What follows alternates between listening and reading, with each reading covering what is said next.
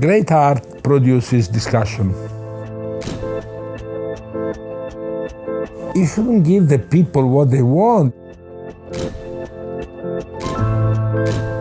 You should give the people what they need.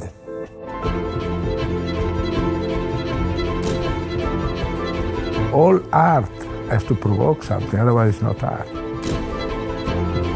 I use photography because photography is the only art, the only communication that we look at it in silence. Technology can make you stupid. The future you cannot see in a monitor, just your imagination.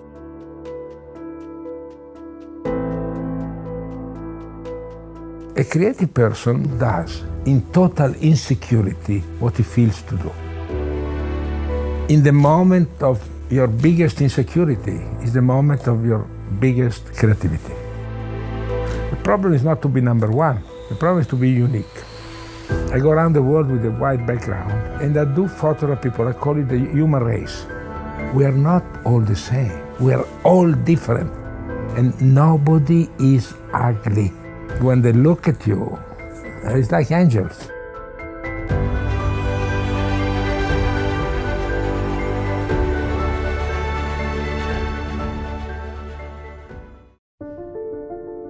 They say that the human race is doomed, that we have lost touch with our true nature, that the media has corrupted us, and that the planet has no future.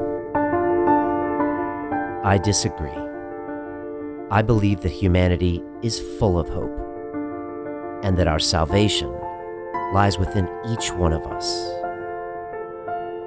My name is Brian Rose, and my job is to listen, the oldest method of learning known to man. Each week I seek out individuals that are changing the world, people who are living and thinking in a different way. Their stories will challenge your beliefs, make you question your choices, and perhaps inspire you to change. I never planned on doing any of this, but now I can't stop. Join me on this mission and make humanity something we can all be proud of. It's time for you to man up, to once and for all, tell your mind who the fuck is boss. I need a fucking answer. What's it gonna be? I don't know what it is about this fucking sport, but it attracts people that really need to do deep work on themselves. I failed in this city. All these bad memories. I never really felt like I gave a fuck about me or my life. I almost killed myself, like. Think about something that is going to drive you when it really hurts. Some kind of demon you want to fight. This is not Pussy Man, this is Iron Man. Under pressure reveals true character. What are you gonna do? You're gonna be in Chattanooga, May 20th or what?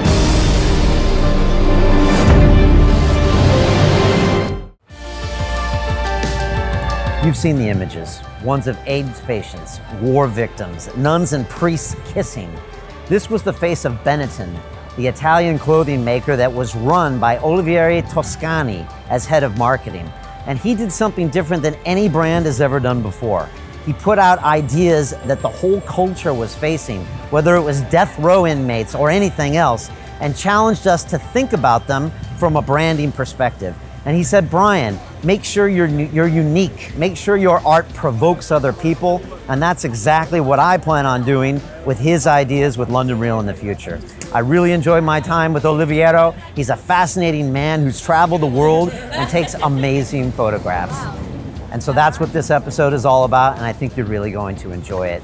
And inside London Real World headquarters, we've been working on our Life and Business Accelerator programs, letting me personally mentor you for 6 or 8 weeks and help you build a business or become a high-performance person. Here's a little bit more about what we do.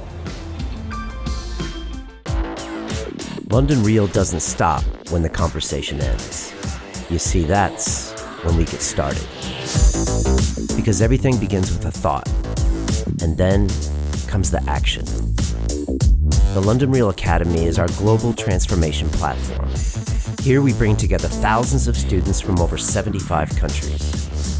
Whether you want to build a profitable business from your passion, or learn to speak to inspire, or broadcast yourself with your very own podcast, or accelerate your life to become a high-performance person, we have the online accountability course and personal mentoring program that will make your dream a reality. Join us, and we'll take your life to the next level, together. Our next accelerator course is starting soon.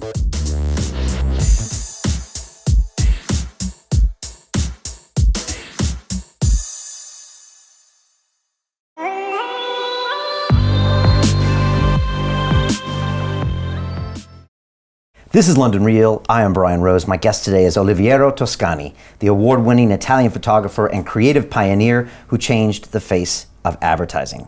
Your work has been awarded 4 Golden Lions at Cannes, and you've been the creative force behind many famous brands, including Chanel, Toyota, and the Italian fashion company Benetton.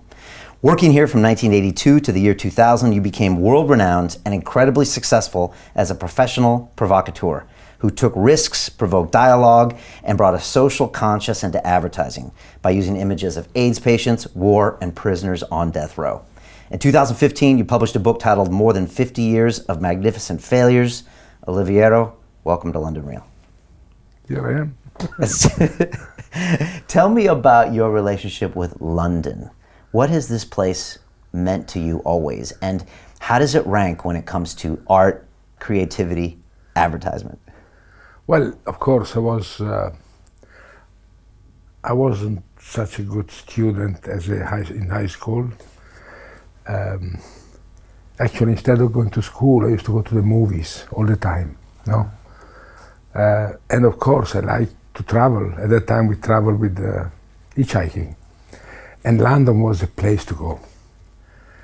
And finally, when I ended up in art school, I came I came to London in the 59, 60 on Brighton Beach. I was there with those riots. The riots? Yeah, the whiskey a go-go. I mean, I was there in Brighton learning English, you know, and with the school. And then my first experience was Brighton. Okay. Brighton was a very popular city then, a lot of culture. A lot of, do you remember the movie Quadrophenia? Yeah. Yeah, that was in Brighton, you know, the mobs and the rockers on the beach. Right. So on the motorcycles? No, not motor. We didn't have motorcycle. That was the rich kids. Okay. on foot. And then, of course, when I was in art school, then I used to come to London, and it happened that there was I was a guest student at the Royal College in the 62. So it was a lot of exchange. And now when I see, you know, especially television, the lies of television, they talk about swinging London in the 60s, early 60s. Bullshit, it wasn't such a thing. London was the saddest town in the world. Foggy. I think they stopped the rationing of bread in 61. There was a rationing card until 61. So you can imagine. Very poor country still from the war. Not poor, but, you know, after the war, the recovering.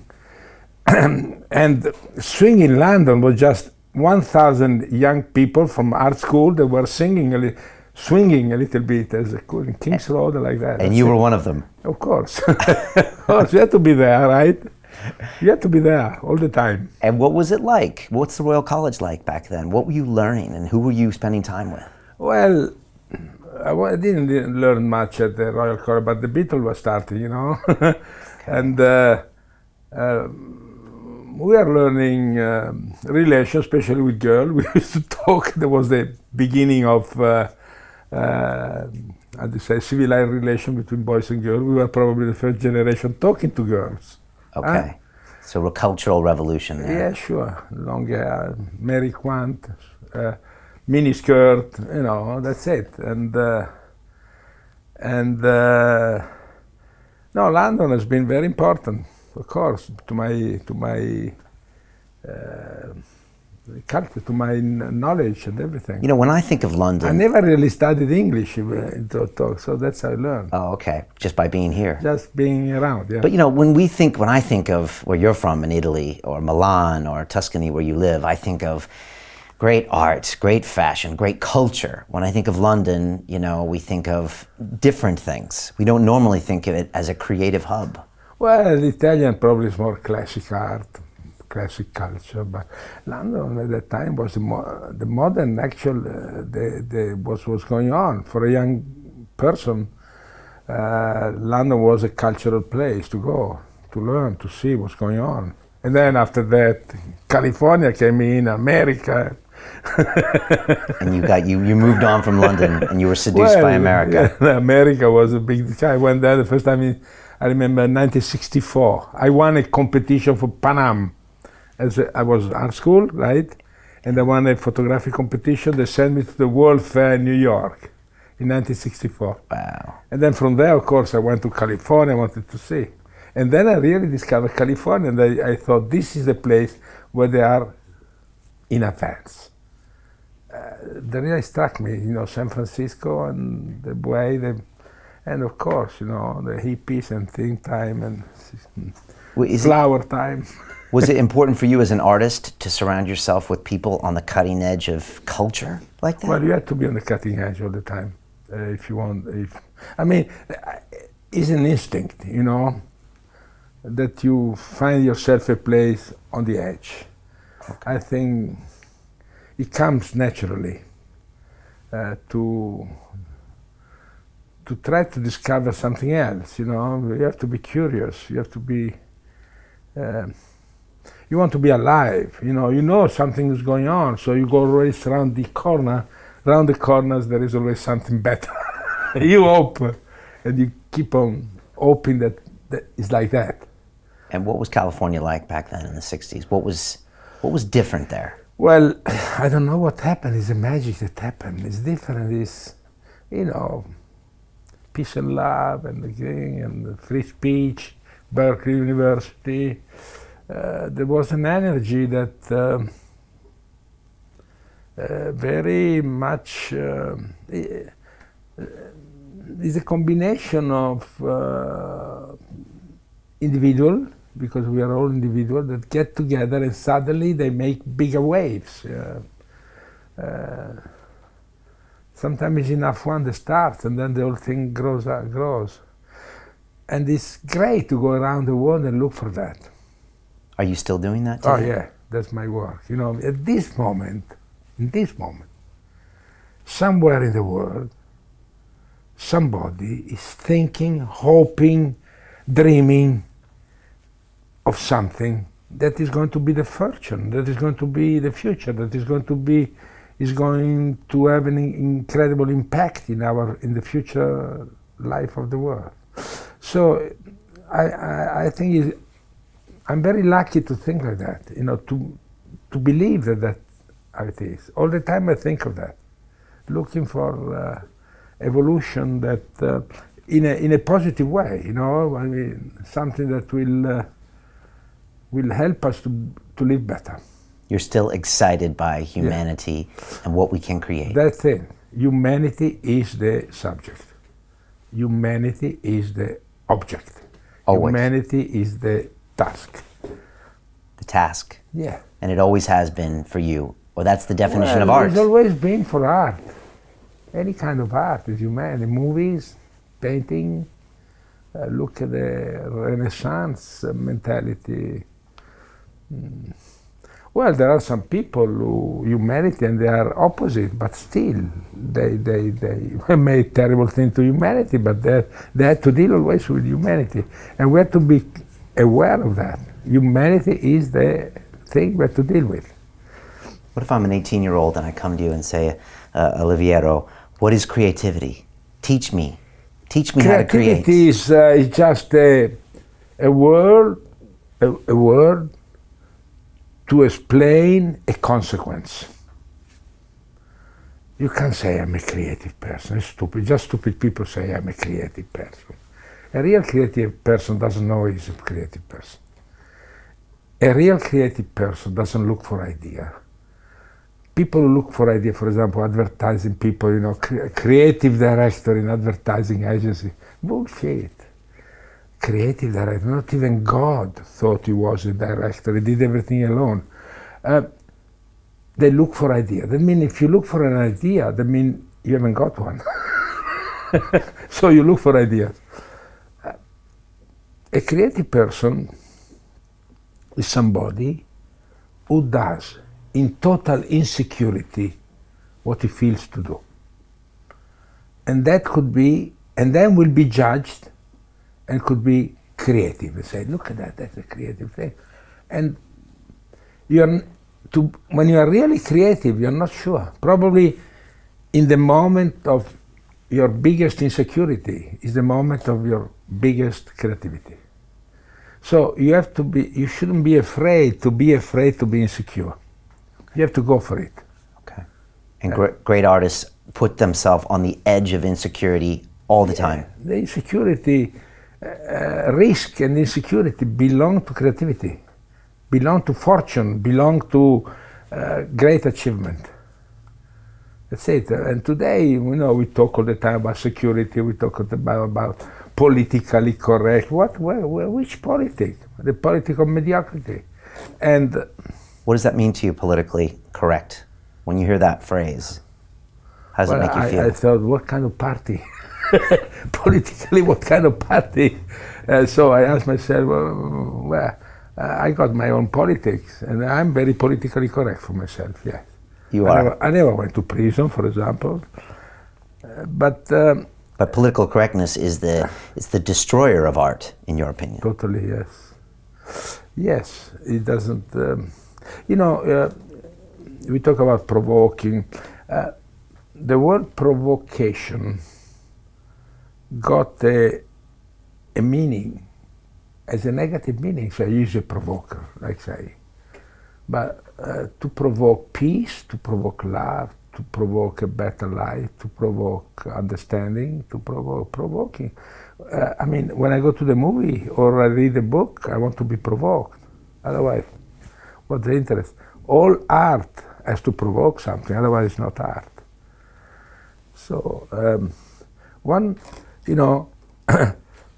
the big problem is that from school, they're teaching, we teach to look for consensus.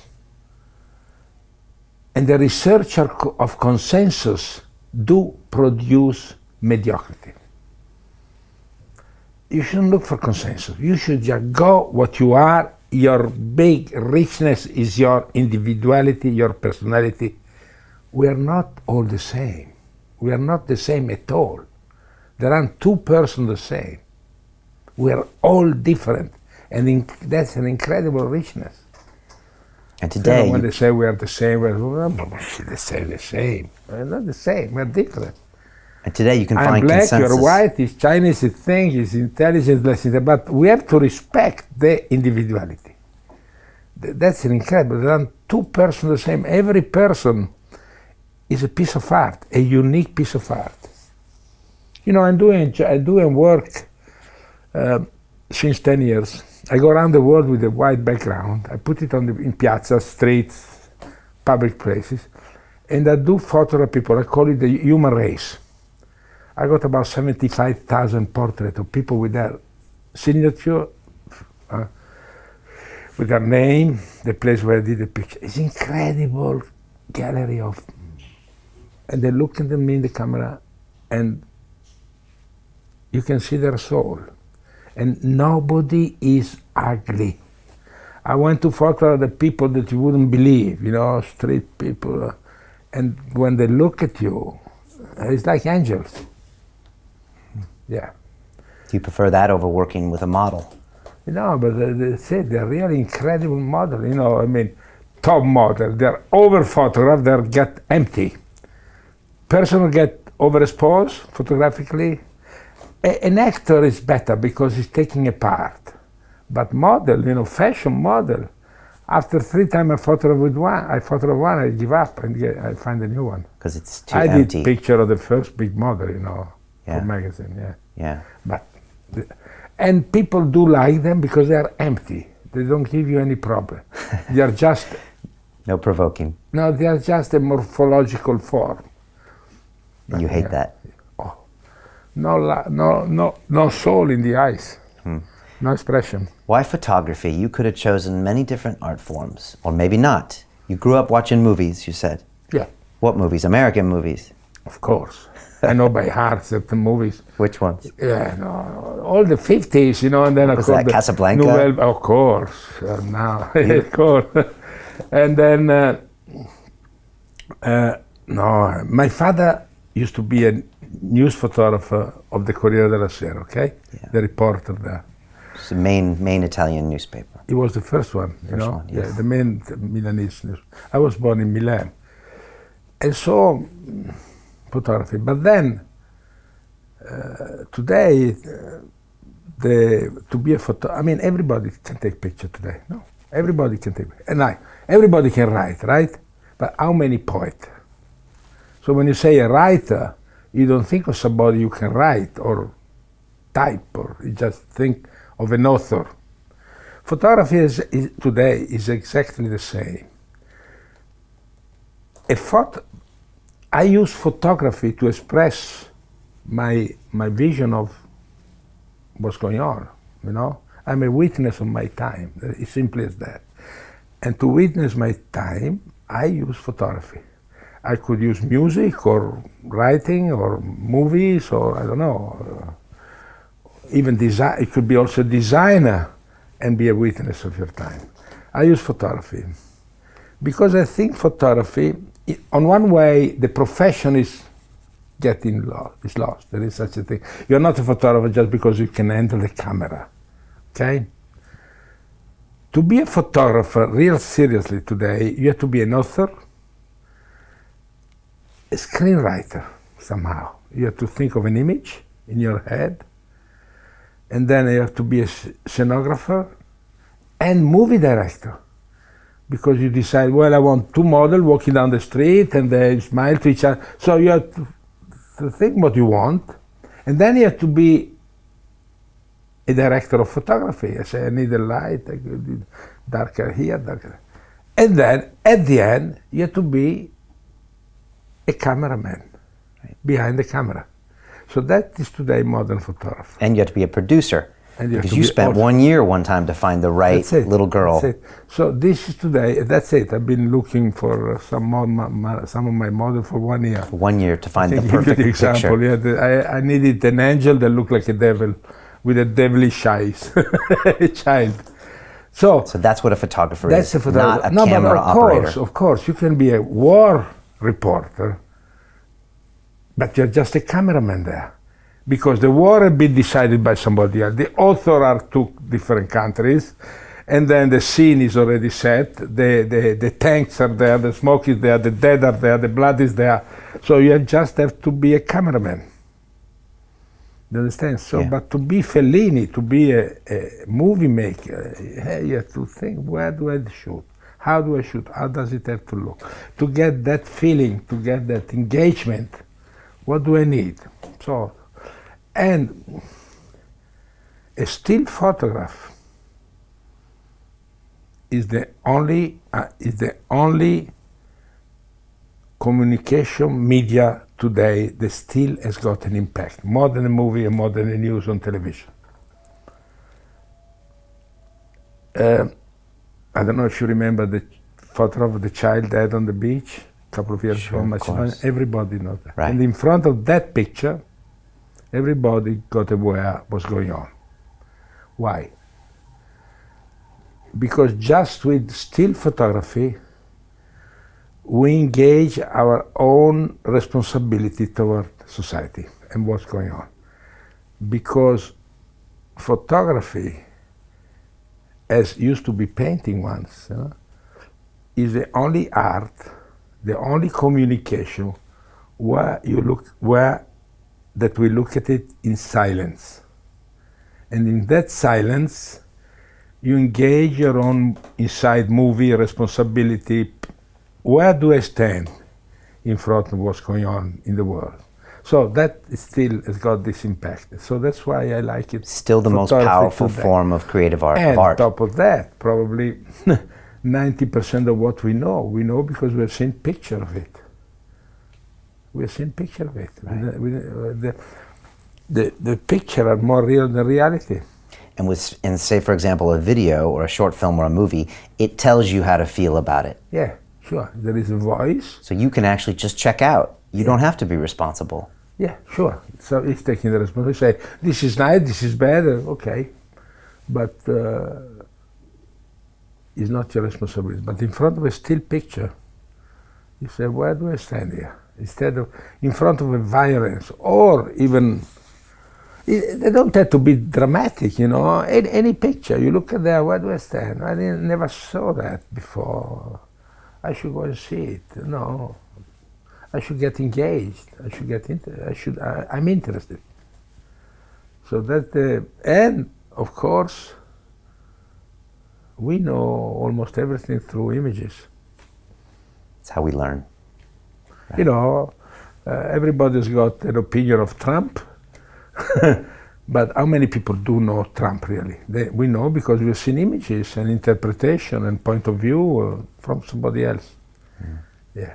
And since there is photography, it's not long, not even 2 centuries, we know history.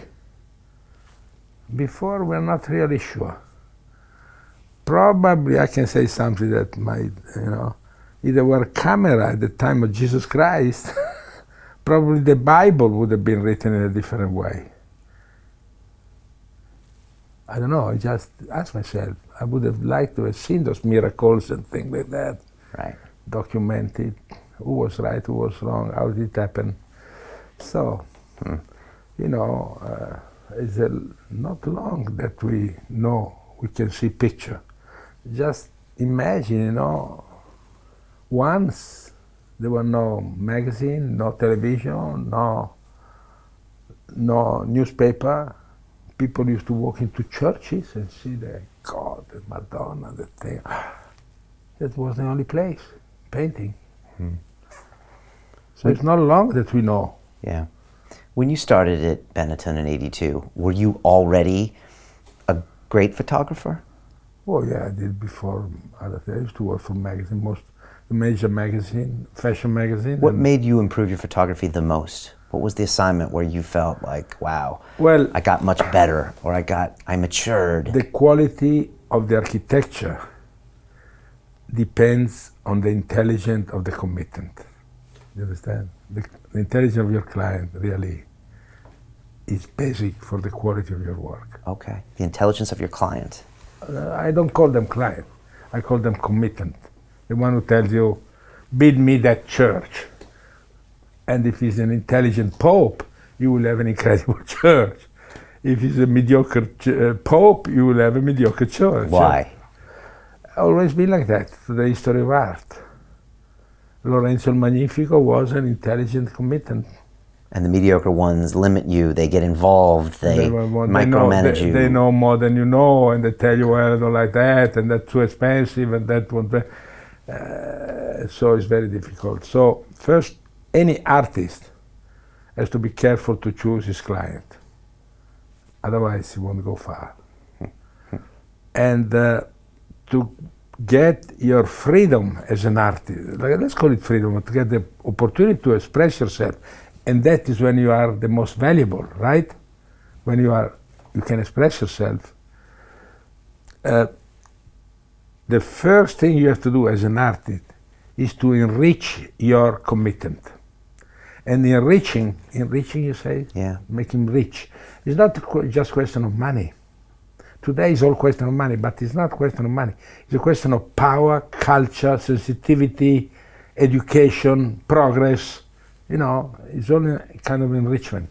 Okay, so you have that responsibility as an artist. Well, I think everybody should have that.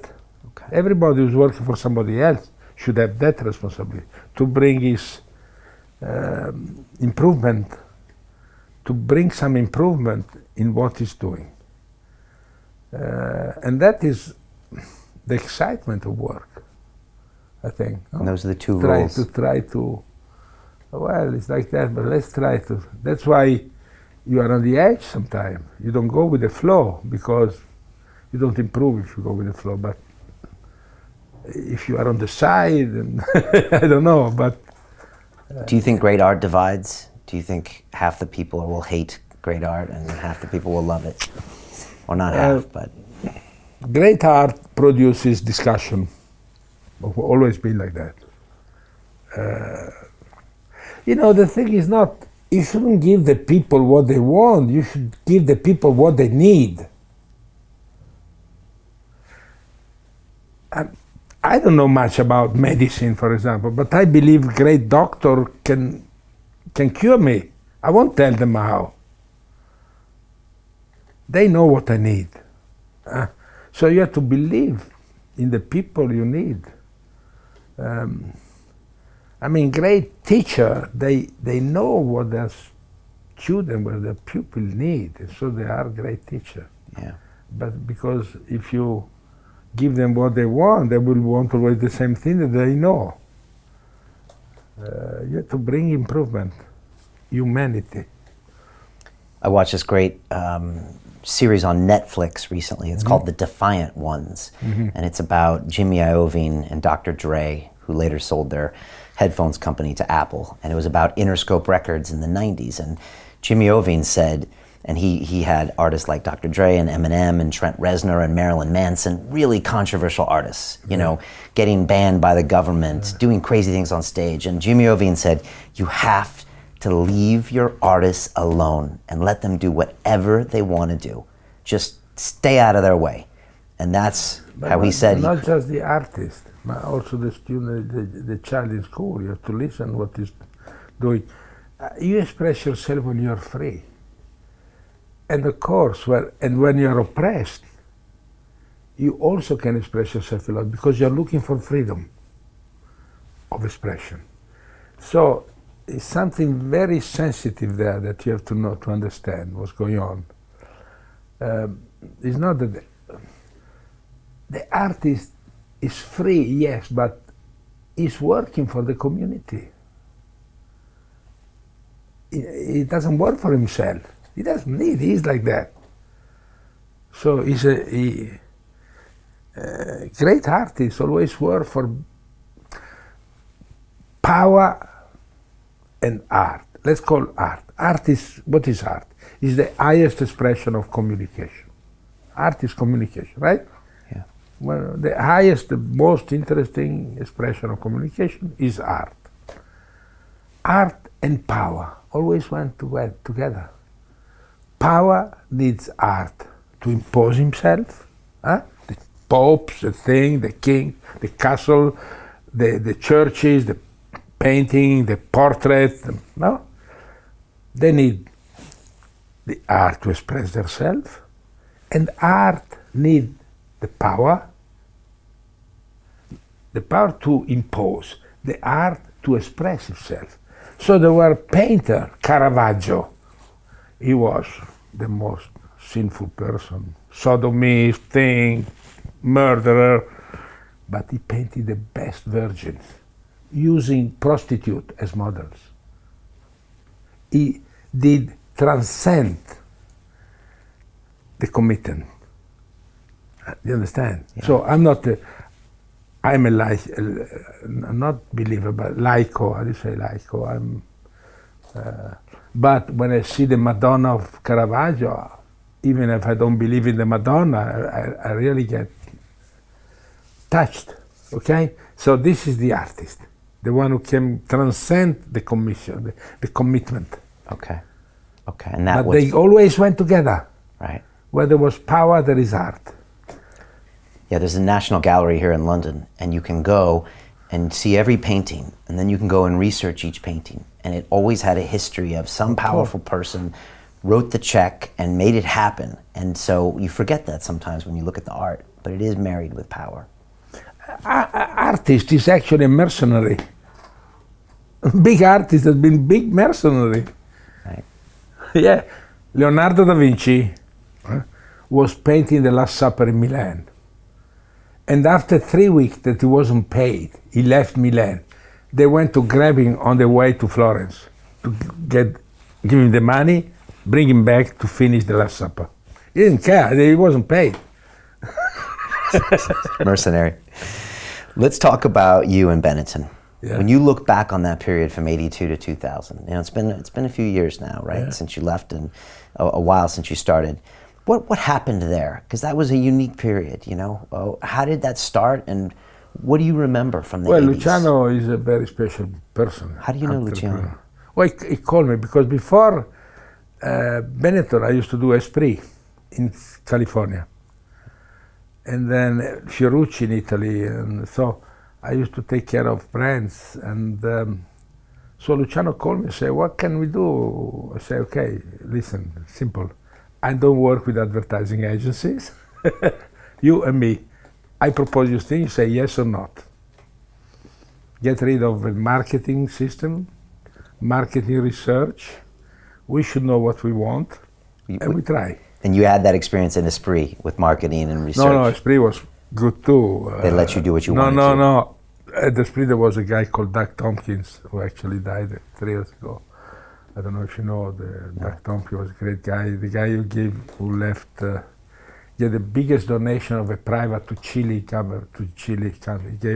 He left an incredible piece of land to Chile. He donated, yeah. He was an environmentalist, a great guy. I used to work with Doug. I actually started with Doug before Benetton. Okay. And I always work with people who are like that. I don't accept to work with the advertising agency that they are afraid to try because okay. No, I don't even start. But you were good enough so you could choose. I have to have the gratification of my work. I don't work for the money. And actually, if you work for the money, you probably don't even make so much money as when you work, you're free, because then you actually can achieve things that, there are values that are more important than money, especially in working, I think. So, and yet, why did you go into advertising? Why not be an artist? Because advertising, well, I think that's the place where you can be an artist today. Art is the traditional art, is just private property of collectors. Advertising is public. Art has to be public. Of course. And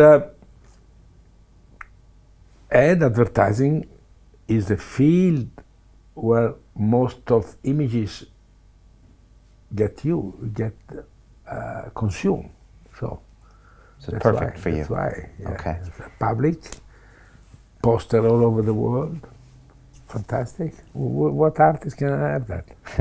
And so Luciano Benetton. No, call me and say, okay, let's try. Let's make a game. And you said, I need complete creative control. You and me talk. Just the two of us. Yeah. Okay. And of course, you have to know what the problem is. You have to be successful. But we didn't follow the rules of marketing. Actually, we listened to the marketing office, what they were planning, and listened to them. And what did they say? We just did the opposite. Anything they said, we just did the opposite. If they decided to make it white, we make it black. If they decide to go there, we went there. So you are unique, everybody follow that. So the problem is not to be number one. The problem is to be unique. If you want to be number one, it's very expensive, and then it doesn't mean that you're good. You're just number one of a bunch of phonies, or mediocre, number one of mediocre. So if you are unique, you might be interesting. So that we try to be like that. And we asked ourselves, but what do people really want? They want to know what's going on in the world. They don't care if we do the sweater better than the other one. Of course it's better than the other one, it's the best price. Of course I pretend a serious product, and fair and well done. And but at the end, we go public and we got the opportunity to communicate what is this world, what's going on. and especially at that time, young people wanted to know what AIDS was. Reagan would say, homosexual, faggot. And we said, no, we knew it wasn't like that. And in the meantime, I also made a magazine called Colors Magazine. I don't know if you remember, you know, that had nothing to do with the marketing, with the sale. But in 2000, everybody in the advertising world was against me. I had criticism, and he's going to destroy the brand, he's going to make a failure to the company. When I left in 2000, the label was one on the top 5 well-known label in the world. The company had incredible success, economical success, okay? Going against the rule of marketing. The rule of marketing is mediocrizing the whole thing in everything today, especially on television. You have to conform to those rules. I don't know why they think to be superior. Advertisers, maybe, I don't know. Yeah. And so you spent 18 years there. Do you miss it? Did you miss it at the time when you left in 2000? No, it happened then. I went to work for, I had an offer to go and work for Tina Brown in New York for Miramax, Harvey Weinstein. Right. So I worked, I did the magazine, and then it was so good that Benetton was a big success that I wanted to go on, and then, already at the age, probably I had to take my chance now. And so I did the thing of, I don't know if you know the campaign of anorexia and... Yeah. But now I'm back. Back at Benetton. You know that? Yeah, I know that. Luciano, after 5 years, he left too. If I'm old now, I'm leaving. Okay.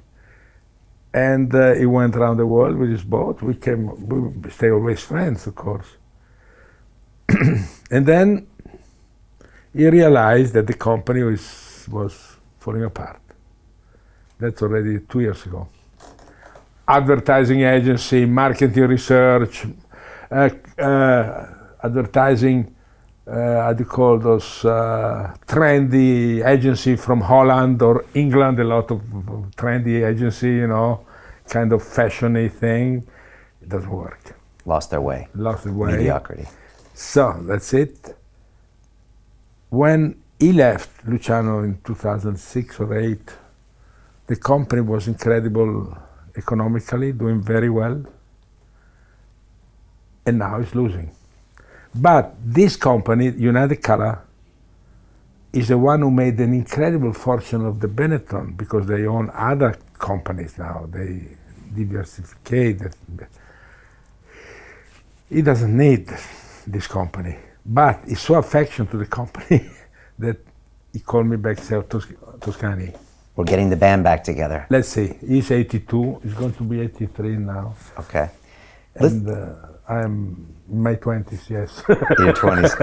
Let's talk about some of the things you did in the 80s, and I'm just wondering where some of that came from and why. I mean, I remember when I was a kid, and I must have been 10, 11, 12, 14 years old, the multiracial ads. We just see all of these different colors of people that you never saw in advertisements before. No. Where did that come from? And are you living in Italy now, or are you living in America and abroad? Because well, I was living everywhere. Everywhere. 1 week in London, 1 week in New York, 1 week in Paris, 1 week in Italy. Which affects your art.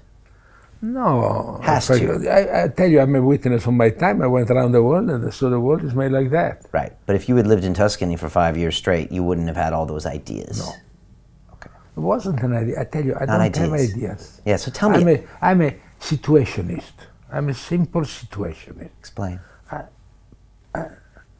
I'm in a place and I look around and there's a situation, and it's always very interesting. And you learn a lot. I mean, this room I can see things, and I never thought you could put a typewriter up on the wall vertically. It's interesting. Do you like it? Yeah, of course. To write like that. No, but you understand. So there is multi-race. The world is like that. I didn't invent anything. It's so simple, so clear. But Italy isn't known as promoting their multiracial citizens. It wasn't the problem. Right. Now there is. Now it's the problem there. It became there. Now we we realize that how it is, and the immigration goes on, and there is humanity and integration. The Rolex watch is wanted and is free to travel around the world. Everybody wants the Rolex. Me, as a human being, I cannot. Not even you. In some countries, they might not accept you. Some people, they are not accepted. So we are very much behind as a humanity about that. We will be really, we will start to be civilized, which are not yet, of course. We are not civilized.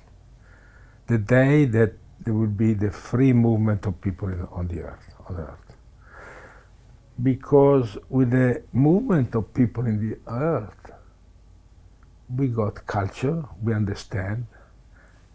You are American, you brought the blue jeans, I brought the pizza, you can eat a pizza in blue jeans. You understand? I mean, this is a simple, but you understand everything because people come with their knowledge. It's like a big market, okay? So how can you cut custom thing, separation? So stupid, so stupid.